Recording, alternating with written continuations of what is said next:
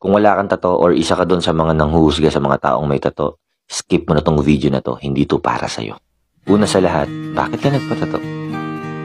Hindi ko man alam pero sinisigurado ko, merong istorya sa likod kung bakit nagpalagay ka ng tinta sa balat mo. Hindi ako naniniwala na nagpapatato ang isang tao para lang magmukhang astig, para lang maging cool.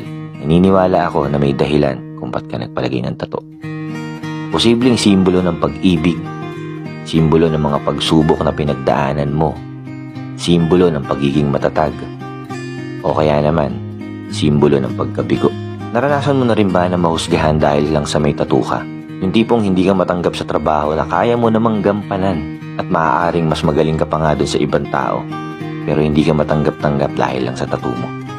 Nakakalungkot, diba?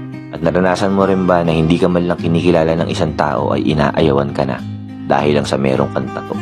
Kesyo masamang tao, ex-convict, addict, hindi gagawa ng mabuti, madumi, matungis, kung ano-ano pang panghusga.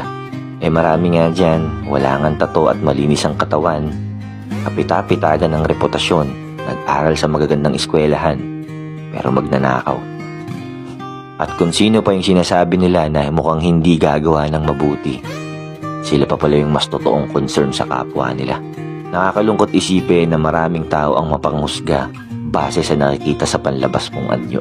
Tipong hindi ka naman talaga nila kilala, pero ayaw ka na nilang kilalanin dahil sa physical appearance mo. Hindi ko alam kung bakit nila pinapakialaman ng buhay ng mga buhay.